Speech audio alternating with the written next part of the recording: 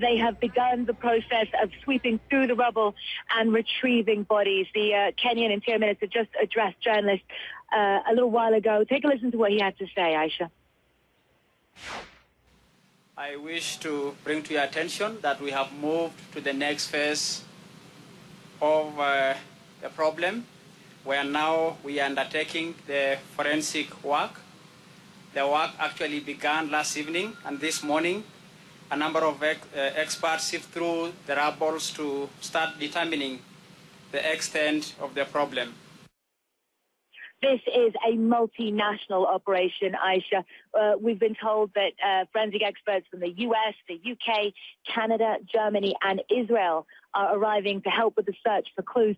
The focus now, though, is on accounting for the attackers.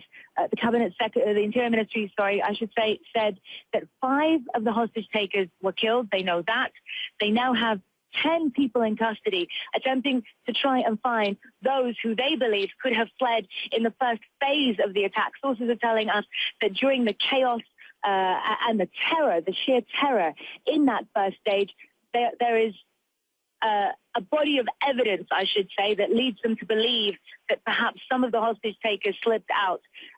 As you remember, we were told that there were 10 hostage takers. The Interior Ministry confirmed that today. There were 10 hostage takers, but they only have 5 bodies, Aisha. Yeah, indeed. There's a lot to piece together.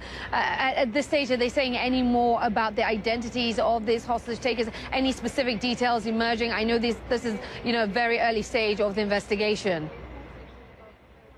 Well, we know that the 10 suspects that they have in custody were apprehended at the airport attempting to leave Nairobi. And so that does give us a sense of people with the ability to travel internationally. We had initially been told that there was a British man with injuries on his face who'd been apprehended at Nairobi airport in connection with this attack. The Foreign Office have now said that the Brit is being held, but not in direct a connection with this incident. So, now as the process of the retrieval of the bodies begins, Aisha, people are starting to think about the families who have lost loved ones in this. We spoke to one young man who had initially spoken to him when he was holding a vigil for his father who was inside the shopping mall. Sadly, the next day, we caught up with him when he was picking up his father's body from the morgue. I want you to just have a little look at what he told us, Aisha.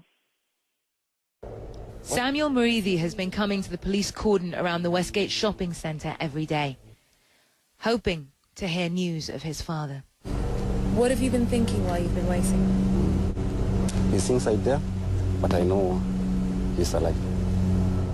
Today, that wait ended. We have been trying to look for our dad since Saturday, but today we found him, although he was dead.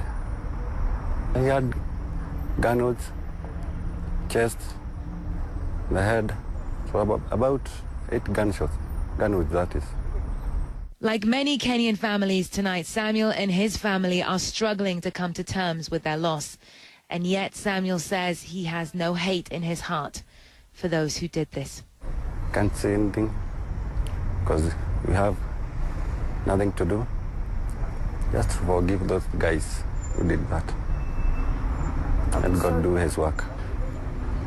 Nothing we can do to them, just to leave them to God.